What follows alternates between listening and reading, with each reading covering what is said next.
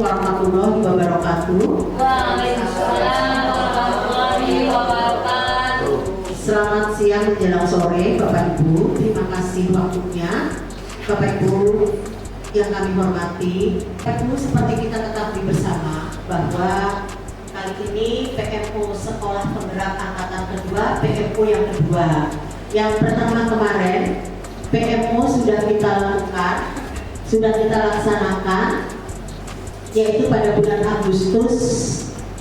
Untuk bulan Agustus dan September pelaporan ke pusat sudah kita laksanakan ya Bu Leni kemarin, melalui SIM PKB saya di tanggal 20. Memang ini deadline akhirnya di tanggal 20 bulan September tahun 2023. Nah Bapak Ibu, sekarang atau hari ini kita adalah PMO level sekolah yang kedua, di mana PMO ini dilaksanakan selama 6 bulan. 2 bulan pertama sudah kita laksanakan, sudah ketemu topik apa yang kita pilih, sudah juga kita laksanakan alurnya di bulan Oktober dan November. Ini juga masih dimintakan pelaporannya untuk 2 bulan berjalan ini.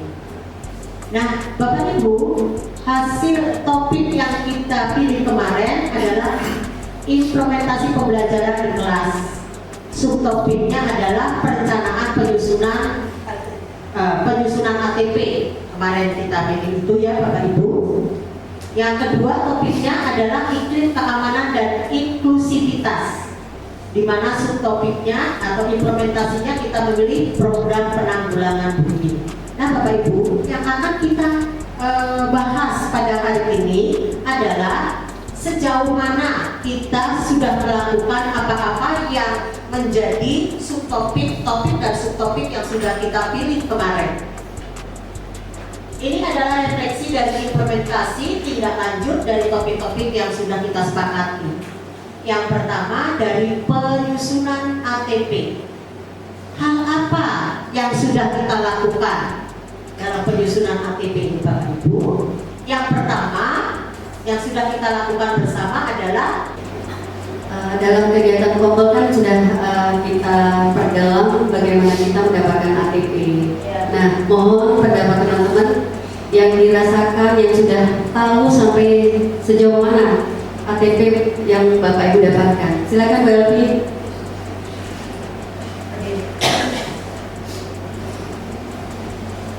Terima kasih Bu Desi. Awalnya saya masuk pada sekolah juga, saya memang benar buka dengan ATP.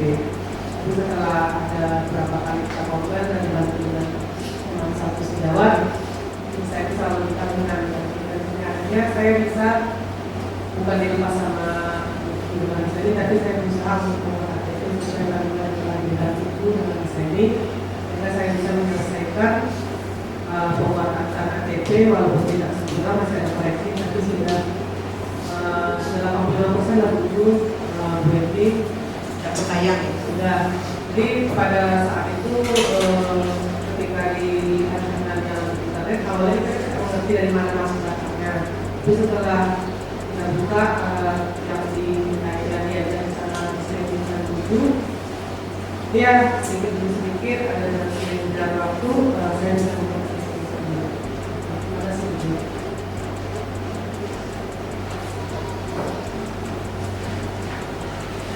Baik, terima kasih Bu Elvi. Nah, itulah salah satu yang dirasakan oleh Bu Elvi. Tadinya bingung membuka dari mana ya Bu Elvi ya, gimana menemukan apa di bawah laptop ini atau gimana.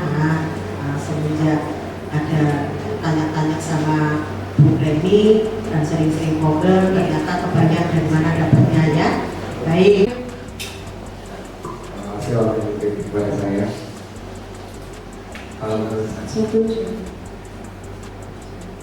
Kalau saya pribadi Bu, dalam penulisan ATP itu pada waktu saya masuk di sini itu adalah kosong tanpa ada bayangan, dan apa yang dimaksudkan itu kan saya nggak tahu sama sekali.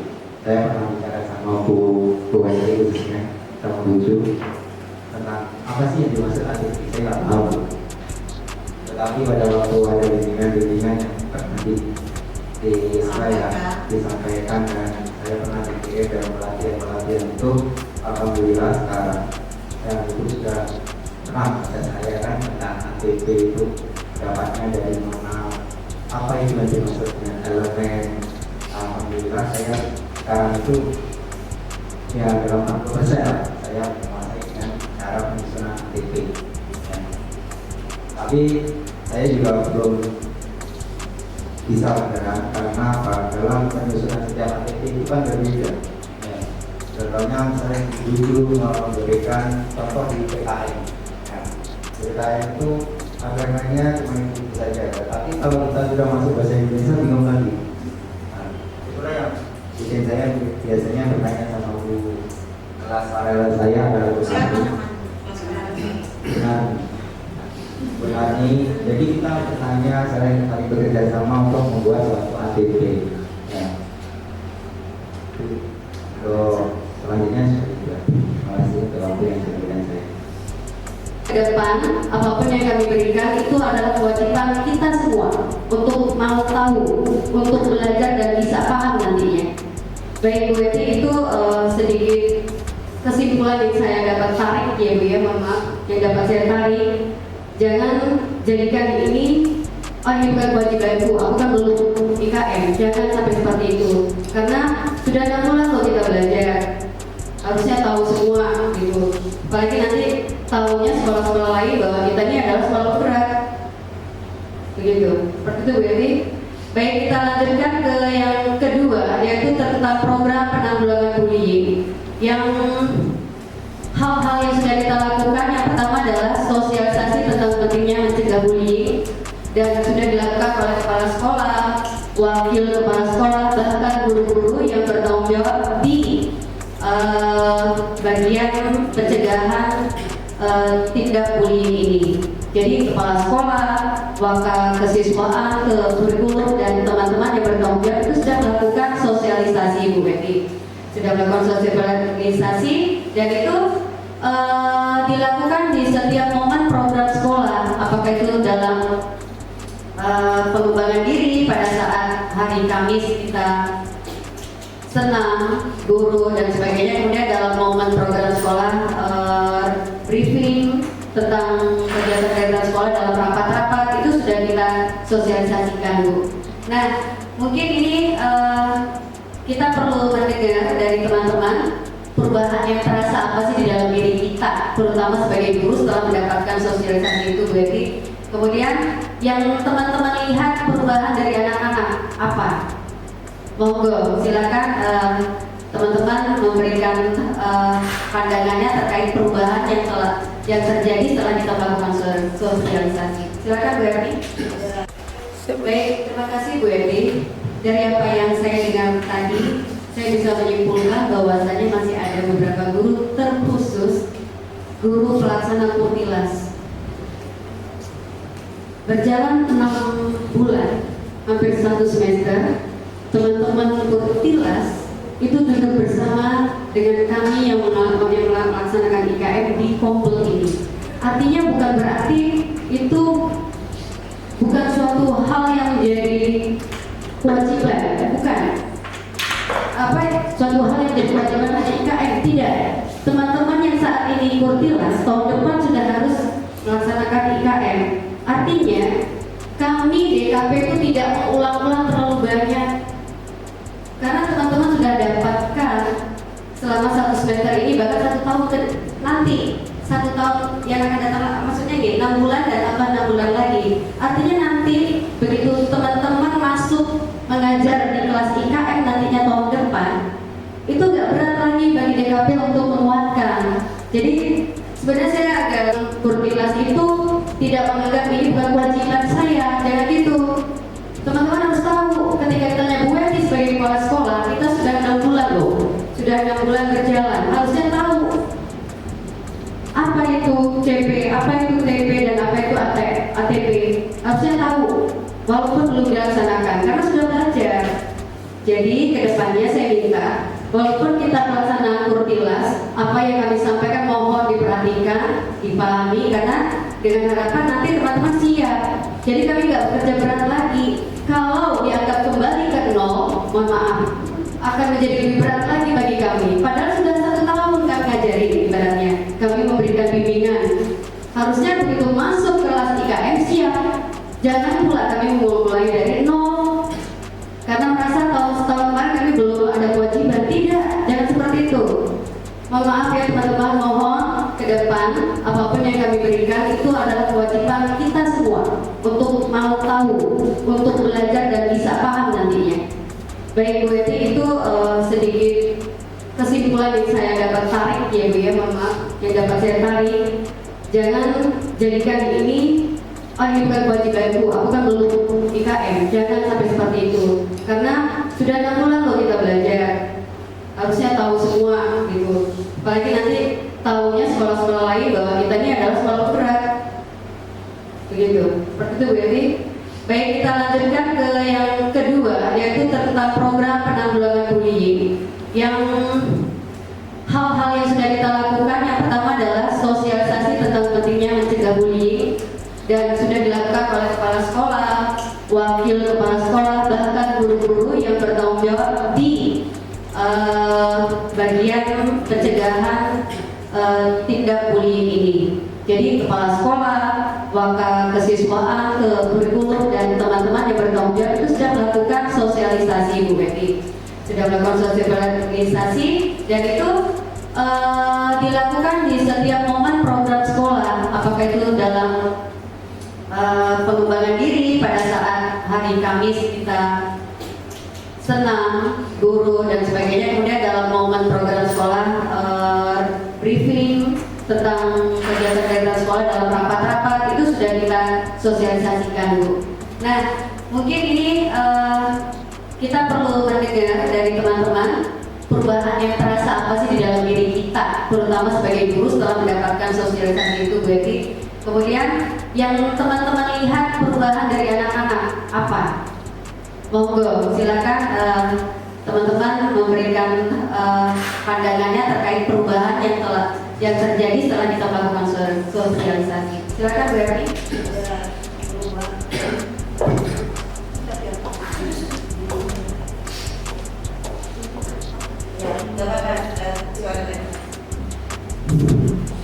Terima kasih Bu. Jadi selama setengah semester ini kelas 2B, satu semester ya, satu semester ini kelas 2B, khususnya kelas saya, karena saya yang membina, saya yang ngerti gitu ya. Mungkin ini juga lanjutan dari kelas satunya, karena kelas satunya sudah kurikulum merdeka gitu. Bu, anak-anak itu kreatif, berani untuk presentasi ke depan itu udah gak tanggung lagi, walaupun masih berepotan. Itu aja lah yang saya tangkap ya. Jadi ada percaya diri setiap anak, walaupun dia nggak dalam kemampuan kognitifnya itu saya bisa mengukur, tapi kalau untuk suruh ke depan itu oke aja lah Bu. Jadi itu yang saya tangkap dari kurikulum merdeka ini mungkin imbas juga dari kelas 1 ya, karena kelas 1 sudah dibiasakan untuk berani tampil, berani berbicara di depan. Di kelas 2 pun ya saya kuatkan lagi untuk anak-anak itu lebih percaya diri lagi untuk untuk bisa presentasi, untuk bisa lebih mandiri lagi lah Bu ya. Itu aja yang saya rasa. Baik Bapak Ibu, terus kita akan evaluasi topik-topik yang sudah kita dan subtopik yang sudah kita pilih, sejauh mana perubahan yang sudah kita lakukan, efeknya apa, evaluasi yang perlu kita evaluasi apa, dan seterusnya melalui PRO level sekolah ini. Dan Bapak Ibu, saya pengen sekali lagi sedikit tambahan dari Bu Leni berkenaan dengan pengibasan Bu Leni, apa yang Bu Leni bisa lihat dan rasakan berkenaan dengan pengibasan yang sudah berjalan 2 kali selama nanti kita harus laksanakan 6 kali pertemuan. Silakan Bu Leni. Pengibasan ke sekolah-sekolah. Selamat siang Bapak Ibu. Terima kasih Bu Eti untuk kesempatan kita. Berkaitan dengan pengibasan yang sudah berjalan, mungkin baru sepertiga atau seperempat karena sebenarnya memang banyak hal yang harus kita bagikan ke sekolah-sekolah lainnya. Tapi dari dua kali pertemuan yang sudah kita jalankan, mungkin memang masih belum maksimal ya Ibu, karena memang dari pihak sekolah yang kita jadwalkan untuk dibahaskan itu ada, maksudnya gini, pengiriman dari peserta itu belum ya pertama belum ya mungkin masih kurang gitu ya, ada hanya beberapa saja, terus berganti-ganti gitu Bu. Jadi maksudnya kan informasinya tuh yang dikhawatirkan mungkin nanti tidak konsisten gitu dari satu orang misalnya, karena pengimbasan itu kan ini apa namanya, artinya ada alurnya itu sesuai dengan, maksudnya apa yang diterima pertama itu akan berkaitan dengan materi yang kedua dan seterusnya, maksudnya berkesinambungan gitu Bu. Nanti kalau misalnya yang datang itu berganti-ganti, misalnya kalau mungkin bertambah mungkin akan lebih baik ya tapi memanfaatkan. Tapi kalau berganti-ganti itu yang dikhawatirkan apa namanya, mungkin kalau seandainya sudah mempunyai dasar yang kuat untuk hal yang pertama lalu datang yang kedua mungkin akan sedikit membantu ya. Tapi kalau misalnya pemahamannya bolong di A, dapat di B-nya, kemudian dapat di B tapi tidak dapat di C, itu kan nantinya jadinya setengah-setengah ya. Jadi kalau bisa, kalau peserta itu ditetapkan gitu, setidaknya yang pokok itu mungkin berapa dari sekolah yang dikelaskan itu, kemudian kalau disusulkan lebih banyak juga lebih baik. Dan mungkin karena ya kita butuh waktu lebih banyak, karena yang diperlukan adalah workshop. Mungkin yang diperlukan apa namanya, bukan hanya sekedar satu arah, supaya bisa dua arah dari peserta juga nanti ada hasilnya, sehingga apa yang kita imbaskan itu bukan hanya sekedar didengar gitu, bukan hanya diingatan atau mungkin didapat saja, tapi implementasinya kurang. Jadi yang kami harapkan adalah apa yang didapat mungkin sedikit dari kami, karena mungkin kami juga yang kami bisa bagikan sedikit dari apa yang kami pahami yang kami dapat Ibu.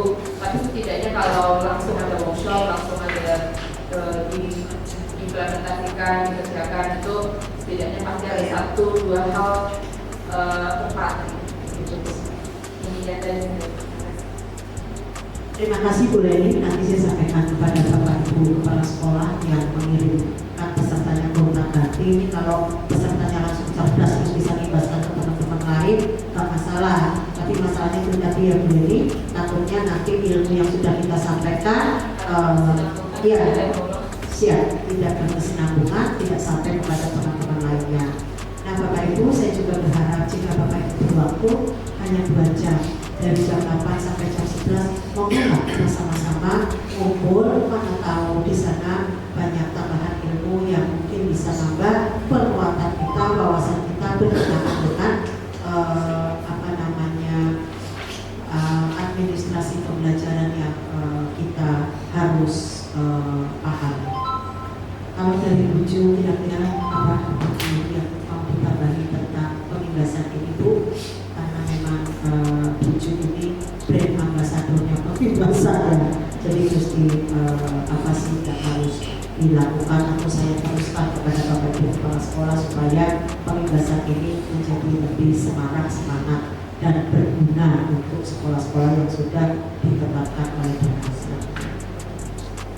Terima kasih Bu Eti. Sebenarnya topik-topik yang harus kita imbaskan ke sekolah-sekolah sasaran yang diminta oleh dinas itu banyak. Topiknya ada sekitar 7 atau 9. Nah yang baru tersampaikan oleh kami ada baru 1 Bu, yaitu perangkat ajar. itu udah beberapa Iya, sementara di dalam perangkat ajar itu sangat banyak yang harus dibahas dan itu merupakan dasar fondasi bagi mereka untuk bisa merambah ke pembelajaran kurikulum merdeka selanjutnya. Jadi perangkat ajar ini sangat penting, modal dan fondasi bagi mereka dan mereka harus tahu semuanya. Dan itu butuh waktu beberapa kali pertemuan yang sudah kami agendakan, itu sekitar 6 kali pertemuan. Itu baru 1 topik sesungguhnya Bu. Masih ada 8 topik lagi yang harus dilaksanakan. Nah, bayangkan teman-teman itu pekerjaan kita ke depannya. Makanya ketika teman lain nantinya akan mendapatkan materi baru, ini ke sekolah lagi, kalau ke sekolah yang diibaskan, mungkin bermohon kepada Ibu untuk menyampaikan bahwa materinya tidak cuma itu, masih ada 8 topik lagi. Sementara yang dibahas oleh DKP kami baru 1 topik, itu pun dijadikan 5 kali pertemuan karena memang bahasanya tidak bisa dijadikan satu. Itu nanti teman-teman akan apa ya? Satu perangkat ajar dengan 6 sub ya, 6 sub perangkat ajar itu diajarkan dalam sekali waktu, tidak akan terserap oleh mereka. Apalagi perlu adanya seperti kata Bu Leni, workshop tuh, nggak cukup hanya dengan teori atau konsep saja, tapi harus dipraktekkan. Makanya kami berani membagi menjadi 6 kali pertemuan Bu. Tapi itu baru satu topik Bu, masih ada 8 topik. Nah seandainya setiap topik itu 3 kali, masih Itu saja yang bisa saya sampaikan pada kesempatan ini adalah PMO level sekolah yang kedua. Mudah-mudahan apa-apa yang belum bisa kita capai terus kita usahakan, yang menjadi topik pilihan buat kita bisa kita selesaikan dengan sebaik-baiknya dalam waktu 6 bulan. Kita tidak kembali ke topik itu lagi, tapi bisa melangkah ke topik-topik berikutnya yang sudah disediakan oleh pemerintah. Terima kasih atas perhatian Bapak Ibu. Banyak maaf. Saya akhiri wabillahi taufiq wal hidayah. Wassalamualaikum warahmatullahi wabarakatuh.